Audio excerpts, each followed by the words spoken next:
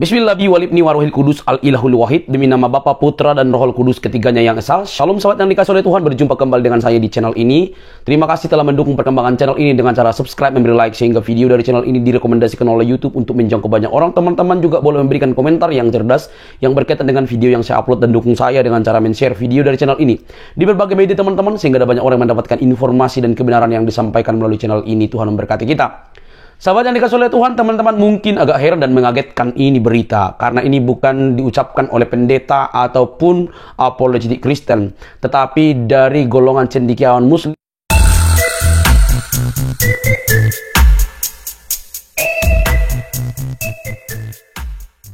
Itu demi bintang-bintang tadi kan. Iya, pertanyaan satu kita bahas. Bapak mau jawab yang mana? Jangan di rapel. Bapak mau jawab yang mana? Ya semuanya lah. Loh, nggak bisa satu-satu. Ya satu-satu, tapi saya jawab semua, cuma satu-satu pembahasannya. Nanti saat saya mau jawab juga satu-satu. Bapak mau jawab yang mana dulu nih? Ya terserah yang mana dulu. Ya yang ini jawaban Bapak apa nih? Surah 16 ayat 51 jawaban Bapak apa? Surat 16 ayat 51. Dan Allah berfirman, janganlah kamu menyembah dua Tuhan, hanyalah Dia yang Tuhan yang Maha Esa. Ya benar kan? Hanya Dia Tuhan yang Maha Esa. Kata yang dipakai tulisan yang kamu tanyakan apa? Kata Dia itu kata ganti orang ketiga itu belum tentu digunakan untuk penyebutan objek yang lain. Bisa aja subjeknya sama, cuman digunakan sebagai terus bahwa ada dari diri kita itu ada sesuatu yang hebat gitu loh. Kadang-kadang ibu juga berbicara ke anaknya, ini ibumu nak, dia yang melahirkan kamu, itu sama kayak gitulah. Ada ibu yang ngomong gitu? Ini ibu ya tergantung itu cara penulisannya gimana sih? Gak ada, semua orang bilang gue ibumu, gue yang melahirkan lu. Aku sekolah nggak ada bagus sih, tapi bisa digunakan untuk seperti itu. Jadi bayangkan orang itu dekat dengan kita. Ya nggak mungkin. Nggak mungkin kalau menunjukkan sesuatu yang jauh. Nggak mungkin Pak. Kalau saya yang berkata, saya akan mengatakan aku ibumu, aku yang melahirkan kamu. Imajinasimu kurang kuat. Oh, bayangkan gitu, bayangkan. Oh bayangin, tunggu aku bayangin sebentar lu. Ya gitu. Bu sebentar aku bayangin. Gimana itu bagi? Berbayang-bayang Pak Dodot berbayang-bayang. Bayang apa? Aku mau jadi dia. Pak mikir bayangin apa Pak Mikir? Dolar atau rupiah? Rupiah yang dipikir. Masih rupiah. Aduh, dolar lah. Aduh. Bapak percaya bahwa bahasa Arab bahasa paling sempurna Pak dari semua bahasa di seluruh dunia? Gimana sempurna dalam hal apa dulu? Kalau untuk dalam Allah bisa tahu bahasa Arab. Nah ya ini makanya Anda mengatakan sempurna, saya tanya, logika saya aja nggak masuk di sini. Ya logika kamu rendah, kamu kurang imajinatif. Makanya kamu nggak menerima ayat Al-Quran. Kok kurang imajinatif ketika gini. Oh enggak Pak, ya saya kasih tahu Anda ya. Ketika kita mau compare mana yang LV palsu, mana yang LV asli, ya Anda harus pegang aslinya dulu. Anda harus tahu dulu bagaimana cara Allah berbicara. Anda harus tahu bagaimana caranya Allah berbicara kepada Musa, kepada Yesaya, Yeskiel, Yeremia, dan para nabi. Tahu saya itu juga. Ya sebentar Pak. Sama aja, beda-beda. Malah ada banyak juga sama. Oke, saya kasih. Jauh dibandingkan sebentar Pak, sebentar ya. Oke, saya kasih contoh peristiwa ini. Teman-teman, saya selalu suka kasih contoh cerita ya. Ini bercerita beberapa nih, cerita kriminal, pembunuhan dan pemerkosaan seorang wanita. Ya, yang dilakukan oleh pacarnya, ada yang dilakukan oleh pria tidak dikenal. Saya membaca cerita ini beberapa. Anda baca tuh banyak tuh cerita kriminal ya. Saya baca. Ketika wanita ini diperkosa, dibunuh, yang membunuh ini kan berusaha membuang semua bukti-bukti kan, dompetnya dibuang, apa semua dibuang. Tapi dia itu berusaha membalas email dan membalas WhatsApp keluarga dan teman-temannya seakan-akan si cewek ini masih hidup. Sekali, dua kali. Ketika dibalas nih, dia berusaha balas. Teman-temannya mulai curiga, ini kayaknya bukan sahabat gue deh, karena cara dia ngomong nggak begitu. Keluarganya curiga, loh anak gue biasanya ngomongnya nggak begini, kok sekarang pakai banyak emoji misalnya ya. Atau kalau saya sangat jarang balas WhatsApp ya, saya hampir nggak pernah baca yang tidak penting, dan saya kalau jawab singkat. Jadi orang kalau cerita semuanya panjang, melebar, meluas, kali tinggi, kali dalam, saya jawabnya cuma satu kata, ya atau tidak. Itu saya. Tapi kalau tiba-tiba saya bisa ngecipris panjang melebar banyak bicara, orang-orang curiga. Ini kayak nggak biasanya lu deh Sofiatul, ada apa dengan lu ya? Apa lu sedang jatuh cinta gitu banyak bicara? Kenapa? Karena mereka bergaul, mereka mengenal. Untuk Anda bisa tahu bagaimana cara Allah berbicara, Pak, saya kasih tahu Anda ya. Anda harus pernah mendengarkan Allah berbicara kepada Anda. Kalau Anda tidak pernah mendengar Allah bicara, Anda tidak bisa bedain mana suara Allah, mana suara setan. Ketika Anda mengenal suara Allah, keluar nih, kadang audible, suara Tuhan Roh Kudus itu kadang-kadang saya kasih tahu Anda ya, terdengar di telinga, kadang muncul dari dalam hati. Misalnya nih, buka Matius 19, bawa Alkitab. Nanti kamu, saya pernah ya, judul skripsi itu saya minta sama Tuhan. Tuhan kasih sama saya. Ya, nanti kamu judulnya skripsi ini, persis. Itu suara Tuhan, Pak. Kalau kamu tidak pernah dengar suara Tuhan, dan bagaimana caranya kita baca Alkitab? Kenapa? Karena dalam Alkitab itu Tuhan berbicara. Itulah sebabnya ketika saya membuka Quran, Sofiatul ingin mendapatkan hidayah, saya tidak melihat itu Tuhan yang bicara di situ. Kenapa? Karena saya kenal Tuhan saya. Sama seperti tadi si mamahnya ini, dia ngerti, ini bukan anak gue deh yang balas WhatsApp. Lalu apa yang dilakukan? Dia kirim polisi, suruh ke tempat apartemen anaknya. Dia curiga, Pak, polisi curiga. Nggak biasanya nih anak saya ngomong begini. Dan nggak biasanya misalnya ya, anak saya kok bisa pergi ambil berlibur, nggak ngomong sama saya, nggak telepon. Ini pasti bukan anak saya. Kenapa? Karena dia mengenal anak saya kalau ngomong nggak kayak begini. Ya, sama seperti kamu ketika kamu mengenal seseorang, kamu kenal teman, tiba-tiba dia WhatsApp sama kamu. Sofiatul, kirimin duit dong. Gue lagi begini. Oh, kita cek. Gue cek sama adeknya. Kakak lu ngomong begini sama dia. Oh enggak, tuh WhatsApp-nya dibajak. Ya karena gue tahu banget, gak mungkin. Lu orang kaya, ya kan? Masa lu minta kirimin gue duit? Kenapa? Karena kita kenal. Tapi kalau kamu nggak mengenal, kamu gak akan gampang dibodohin. Begini. Oh, jadi ini ceritanya dikompar dengan Alkitab. Mbak Sofi merasa. Saya tanya, bagaimana caranya kamu tahu barang yang asli sama barang yang palsu? Saya tanya. Oh, saya merasa asli tanpa perlu mengenal barang yang. Gini loh, siapa sih namanya ngomong siapa ya? Si Dodot. Pak Dodot. Begini loh, Pak Dodot. Anda untuk tahu, tapi kan saya sudah mengatakan. Ya. Contohnya nih, kalau di sini kemasukan orang yang kita nggak kenal, Akila misalnya, lu kalau gua masuk, lu pasti tahu dong logo gue, cara gue ngomong, suara gue, lu kenalin nggak Akila? Kenal Bu. Nah itu. Kenal ya. Begitu ada orang lain yang nyamar jadi Sofia, Akila mesti ngerti karena Akila sering berdialog dengan saya, sering berinteraksi dengan saya, benar nggak Akila? Betul. Kok sekarang Bu Supia tuh kalau ngomong kok bisa begini ya teman-teman, kami nggak mungkin itu Sofia tuh, betul nggak Akila? Bu Supia tuh kalau ngomong nggak begitu ya. Kalau ngomong tas pasti lu curiga ini bukan Sofia tuh nih, walaupun dia pakai nama Sofia tuh, pakai logo Sofia tuh, tapi dari suaranya karena sering berkomunikasi dia kenal saya. Lu bukan Sofia tuh nggak kayak gitu pasti. Kenapa? Karena kamu tahu aslinya. Kamu mengenal orangnya. Begitu juga ketika kamu mengenal Tuhan. Bagaimana mengenal Tuhan bicara? Lu baca Alkitab, kamu akan tahu bagaimana Tuhan bekerja, bagaimana Tuhan berbicara. Maka ketika kamu buka buku yang lain, kamu akan tahu ini bukan Tuhan yang ngomong. Kenapa? Ya, karena lu kenal aslinya. Oke.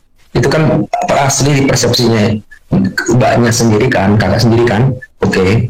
Ya, kita compare sama Alkitab ya nanti. Dulu sebentar.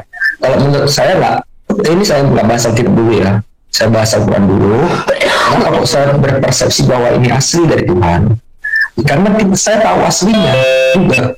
Dari mana saya tahu? Ya, karena Tuhan menunjukkan dalam berbagai bentuk. Tadi kakaknya tuduh bersumpah kok demi bintang, itu menunjukkan hal yang nyata.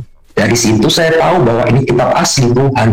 Kalau Tuhan cuma ngomongin Israel lah, Abraham, Urkasdim, bagaimana kita tahu aslinya? Bener nggak? Yang asli itu yang kelihatan. Aku jawab ya. Demi bintang, demi barisan, demi hal-hal yang megah yang di luar. Kasih dia waktu lagi, Bu. Kasih waktu dulu. Gitu. Oke, sekarang Pak Dodot, ini biar saya tahu ini asli. Oh, ini asli. Saya jawab kamu ya. Yang luar biasa dan dahsyat di dalam Alkitab Tuhan tidak pernah bersumpah selain demi dirinya sendiri. Tiap kali Tuhan bersumpah, bentar, ya itu aslinya, makanya gue kasih tahu lu. Makanya kita intinya begini. Saya mau menunjukkan kepada semua pemirsa di YouTube, baik itu Kristen maupun Muslim, kita tidak menyembah Tuhan yang sama. Di dalam Alkitab Tuhan berkata begini, aku bersumpah demi diriku sendiri, sebab tidak ada yang lebih tinggi daripada aku. Jadi kalau bersumpah itu tidak boleh dengan yang lebih rendah. Sekarang saya tanya kamu. Itu kan aturan saya tanya. Oke, saya tanya. Kalau kamu disumpah di pengadilan, sebentar kamu, sebentar saya tanya Dodot. Orang percaya gitu. Sebentar, ketika kamu dipanggil ke pengadilan urusan polisi atau kamu di mana lah, bolehkah kamu bersumpah demi pohon mangga?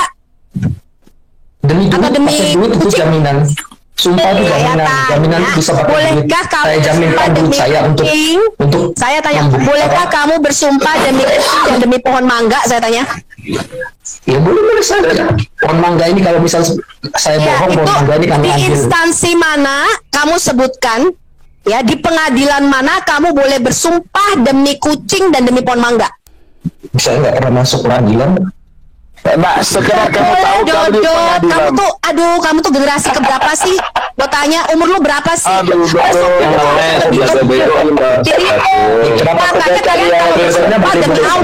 Mbak Sofiatul. Boleh saja, Bu. Cuman dalam agama memang kalau setiap manusia tidak untuk generasi keberapa sih? Kok cara mikirnya bisa gitu? Enggak, aku heran sama lu. Kok lu nggak pakai mungkin begini. Artinya untuk bersumpah demi apapun saja itu tidak ada aturannya. Tetapi menjadi masalah jika itu untuk dijadikan sebagai kekuatan daripada sumpahnya itu menjadi tidak bermakna. Orang bisa bersumpah demi apa saja, tetapi menjadi tidak bermakna. Menjadi masalah jika yang bersumpah ini adalah Sang Pencipta. Tentunya sumpahnya harus bermakna. Sumpahnya harus bermakna. Karena dari apa yang ditujukan dalam sumpah itu sesuatu yang indah, sesuatu yang mungkin orang itu bisa bangkit. Mau bebas. Dodot, sabar dulu Dodot, Pak RPM lagi bicara. Silakan Pak RPM, nanti giliran kamu. Silakan Pak, lanjut Pak. Bukan yang bicara Pak Iwan, silakan Pak Iwan. Ya, jadi Tolong sebentar. Jangan timpang tindih ya.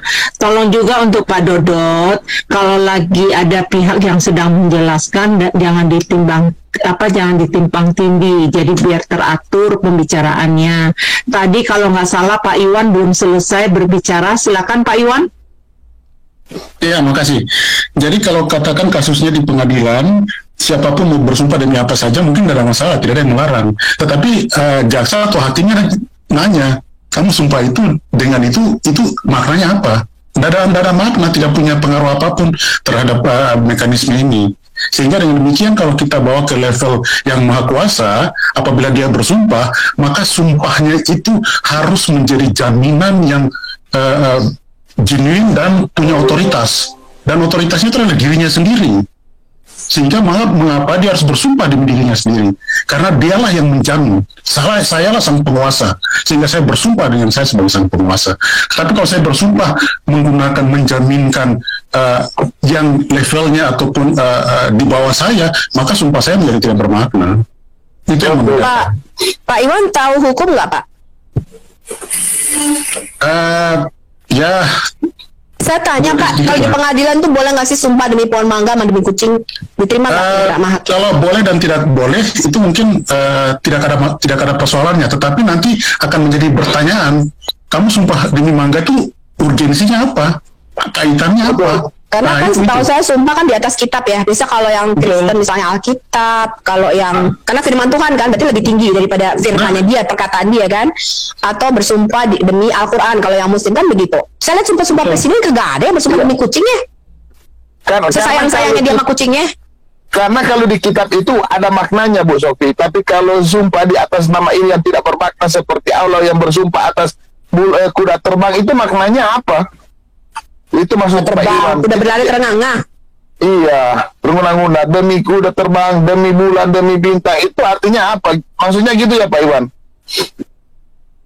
Iya, jadi kita jadi tidak bermakna. Sumpah saya jadi tidak bermakna karena sumpah saya bergantung kepada sesuatu yang levelnya lebih rendah daripada saya. Iya. Oh, betul Pak, betul. Terima kasih Pak. Jadi sumpah Allah itu berarti sumpah Allah itu sumpah kosong lah ceritanya ya Pak Iwan. Iya betul. Artinya dia bersumpah bullshit.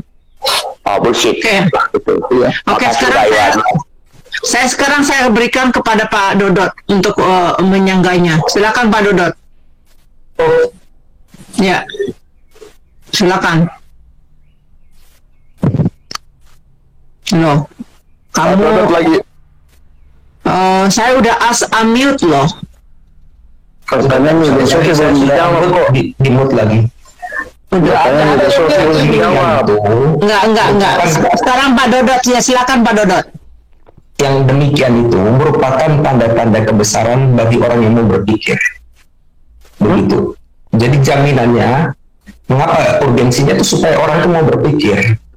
Oke, saya tanya apa istimewanya buah tin dan buah zaitun? Kayaknya saya jarang makan ya. Kenapa nggak demi apokat dan saya suka sekali stroberi? Karena ya buah pohon tin, pohon zaitun itu punya manfaat sendiri pada audiensnya, masyarakat umat Nabi pada saat itu.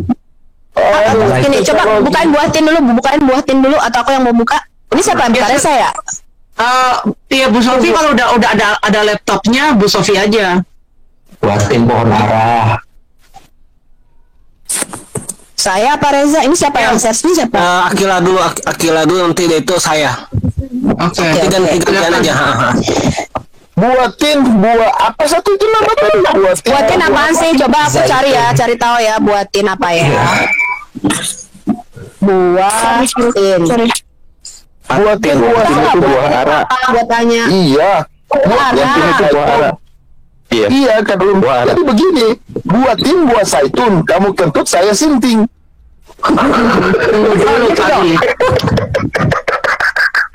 Iya benar kan. Ini ceritanya Pak Alfat pergi ya nih ya, Pak Alfat. Udah keluar Pak Alfat. Iya udah keluar dia. Oh siapa? Nggak pakai hak.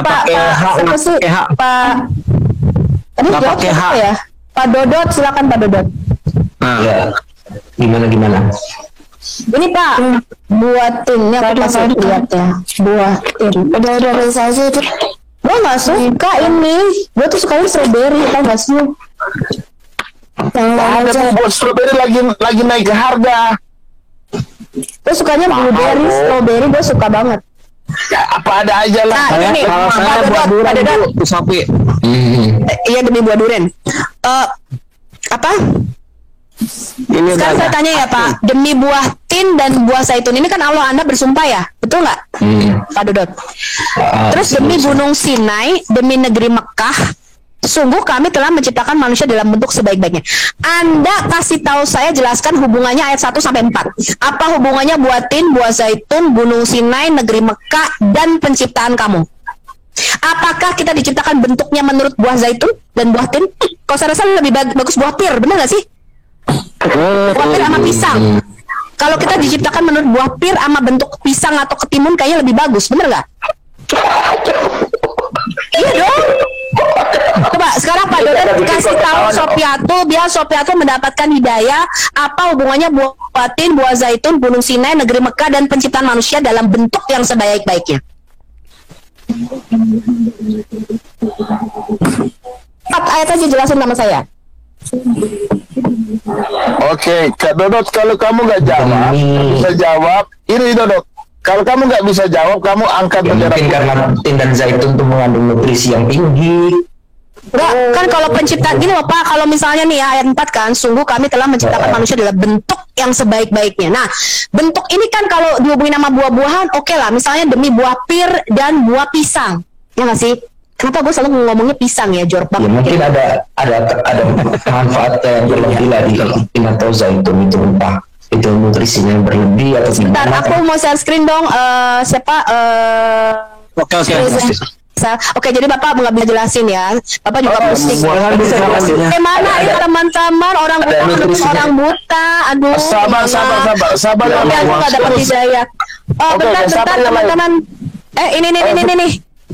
Ya, ini buatin. Teman-teman bagi yang belum tahu buatin, ini buatin. Aku rasa saya kayaknya ya. Kayak akan enggak ini bukan delima. Kalau delima aku bijinya enggak kayak gitu. Aku doyan banget makan buah ini. Apa ini Bu namanya, Bu? Fig, buah fig. Buah ara. Buah ara, buah fig. Teman-teman, buah ara. Bahasa Indonesianya arah. Ya. Enak ini, manis. Tuh ya. Bu, tolong dikirim Bu ke Indonesia 2 kilo. Buahnya sih murah. Tahu nggak lu ongkirnya? Iya. Ongkirnya 3 jutaan mungkin. Ya, udah lu nggak butuh buah ini, lu butuh buah dada, Billy. Lu nggak butuh buah ini. Aduh, dari tadi aku tanya dulu Bu Sofi. Aduh. Apa sih? Ini demi ini. Nah, sebentar teman-teman. Ini buah zaitun. Ya. Enak gak ini buah zaitun? Siapa yang pernah makan buah zaitun? Saya masih ada di kulkas nih, mau lihat nih. Saya banyak nih buah zaitun. Saya doyan. Liatin bu. Di Afrika, Asia, Australia, Hawaii. Ya. Kalau minyak zaitun aku pasti pakai. Kadang-kadang pijet, masas, makan ya kan kita pakai minyak zaitun supaya sehat. Betul. Meningkatkan kesehatan jantung, kolesterol dan mencegah kanker. Yalah bagus. Jadi buahnya kecil-kecil. Kenapa Allah bersumpah demi yang kecil-kecil begini sih? Kenapa nggak demi buah-buahan yang lain gitu? Coba. Durian lebih enak. Jadi Mbak Sofa itu mendingan buah dada lebih paten. Bagaimana Pak mikir? Aja yang jomblo. Aduh. Sekarang biar bisa setengah ya. Satu-satu yang tunggu Bu Sofia belum selesai Pak. Nanti akan udah selesai. Oke, silakan Pak Iwan. Islam katanya. Ya, silakan Pak Iwan. Jadi terkait dengan makna ayat Quran itu tidak bisa hanya dengan terjemahan dimaknai. Ada banyak tafsir bisa dilihat. Bapak jelasin. Bentar saya jawab. Ya. Ada banyak tafsir yang bisa dibuka apa makna dari sumpah yang dikatakan demi buatin, buah zaitun. Kemudian diciptakan. Nggak ada, saya sudah buka tafsir. Ya, cuma begitu aja. Iya, kemudian diceritakan tentang penciptaan. Ya, disebutkan buatin itu karena dan buah zaitun menandakan bahwa kedua buah ini bertempat di suatu negeri yang penting untuk diperhatikan. Ya, seperti tin adalah sebagaimana tafsir para ulama bermula didirikan Nabi Nuh ya di atas Gunung Al-Juldi. Demikian juga zaitun ini menggambarkan bagaimana tentang keberadaan Baitul Maqdis. Ya, Baitul Maqdis di Yerusalem. Ya, buatin tumbuh di Baitul Maqdis Yerusalem. Makanya saya bilang dengarkan. Ya, zaitun menggambarkan keberadaan Baitul Maqdis ya di Palestina. Demikian juga di situ menyebutkan Gunung Sinai, ya, bahwa di sana adalah Taurat diturunkan oleh Allah Subhanahu wa taala. Demikian juga menyebutkan Mekah, demi kota Mekah. Di Mekah itulah diutus Nabi Muhammad dengan membawa Al-Qur'an. Itu suatu tempat yang perlu diperhatikan. Bukan berarti hanya bermakna buah dimakan. Apa hubungannya buah-buahan sama Gunung Sinai, sama Mekah, sama penciptaan manusia itu loh? Pertanyaan saya. Iya, tidak berhubungan. Cuman dari situ menggambarkan agar ada perhatian terkait hukum-hukum yang disampaikan di situ. Kemudian Allah menjelaskan tentang penciptaan manusia. Jadi kalau Anda mengatakan Tuhan kita tidak sama, jelas tidak sama. Sebab Islam tidak pernah menuhankan namanya makhluk ciptaan apapun, baik di langit dan di bumi. Jadi Islam itu tidak pernah menganggap Tuhan kita itu sama. Jadi tidak perlu disampaikan kepada para pemirsa di YouTube dimanapun berada. Jadi itu sedikit jawaban dari saya. Itu menggambarkan sebuah gambaran ya buatin di mana keberadaan para nabi di Baitul Maqdis, Zaitun, kemudian Gunung Sinai. Kita ketahui bersama bahwa Nabi Musa itu menerima hukum-hukum Taurat di Gunung Sinai. Iya, Musa menerima hukum Taurat di Gunung Sinai. Hubungannya sama buatin sama Zaitun itu loh apa gitu loh? Ya, itu diterima dalam artian pemaknaan terjemahan. Itu lihat tafsir, itu berarti Di mana buah tin dan buah zaitun itu menggambarkan di Baitul Maqdis. Oke, terima kasih Pak jawabannya Pak. Oke, sabar dulu Don. Kamu sudah dikasih kesempatan tadi, sabar dulu. Pak Don, selamat malam Pak Don. Selamat malam Billy. Oke, selamat malam temanku Pak Don. Ini ada pertanyaan yang kayaknya nggak dapat. Kata netizen jawabannya nggak masuk logika. Emang nggak dapat. Oke, selamat malam Bu Sofia, maaf saya. Oke, yang lain sabar dulu. Oke. Stopan ya, nggak stopan gue sikat. Jadi, ya kan kohosnya ibu, terserah ibu lah. Oke Don, tolong dijawab, berikan supaya jawaban yang sangat memuaskan kepada Ibu Sofi. Karena Ibu Sofiatul ini, rencananya jika jawaban kamu itu masuk akal dan logika, ya alhamdulillah, ya kan? Gimana Bu? Asal jawabannya benar-benar, ya kan? Coba dulu, ini bahas dulu. Gimana? Hah? Loh, ya, ini pertanyaan. Lanjut. Jika Allah bersumpah terhadap segala sesuatu yang telah Dia ciptakan, pertama indikasinya itu pasti bermanfaat bagi manusia. Watini wa zaitun, waduha, demi waktu begitu kan, waktu di siang hari. Nanti ada juga demi kuda yang demi kuda begitu. Itu pasti pertama indikasinya itu bermanfaat. Kegunaan. Kita nggak ngomongin itu. Sekarang kamu jelasin ini. Demi kuda perang yang berlari kencang dengan terengah-engah, dan kuda yang mencetuskan api dengan pukulan kuku kakinya, dan kuda yang menyerang dengan tiba-tiba di waktu pagi, maka ia menerbangkan. Kayaknya jangan dari sini deh, dari aku lebih bagus. Ini loh Reza aja yang pakai aplikasi tadi, Rez, punyamu lebih bagus. Ada bahasa Latin Arabnya. Aku mau kasih tahu mereka bahwa itu adalah suatu pantun atau ritme. Reza. Dan jadi kalau demi kuda, artinya manfaat kepada manusia untuk balapan kuda gitu maksudnya tuh. Kuda itu pasti itu menyebabkan peperangan. Jadi kuda perang itu kan dalam perang itu kan ada pasti ada namanya kavaleri. Surat apa Akila? Surat Atin. Oh, kenapa ya? Allah nggak pernah bersumpah demi babi gitu, kenapa ya? Enggak. Gini, yang aku mau pertanyakan, kalau Allah bersumpah demi pena, demi apa lagi tadi? Demi ikan hiu ya Bu ya. Demi ganjil dan genap, itu menurut yang ada di orang gila. Kata saya, sumpahnya itu nggak berbobot, ngerti nggak? Itu ada pertanyaan dari Pak Gadun. Jadi orang gila gimana? Sabar yang lain, itu ada pertanyaan Pak Gadun, tolong dihargai lah. Ayat 8. Kapan saya kasih kesempatan ini? Sabar, itu jawab dulu pertanyaan Pak Gadun. Kenapa Allah? Gimana Pak Gadun? Silakan.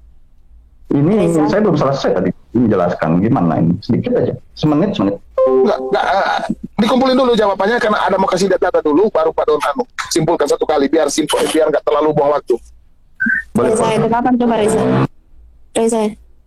Reza, suaraku kedengeran nggak? Dengar. Enggak. Aku ketiduran tadi. Ya ampun, bang, suara itu. Ayat 8 coba, ayat 8. Ini dah. Ayat 8. Ini udah nih. Demi kuda tadi Allah bersumpah demi kuda. Hanya di ayat-ayat yang di bawahnya Reza, ayat 9, 8 mungkin. Tetap surah yang sama, tapi di ayat 7, 8 gitu loh Reza. Oh ya.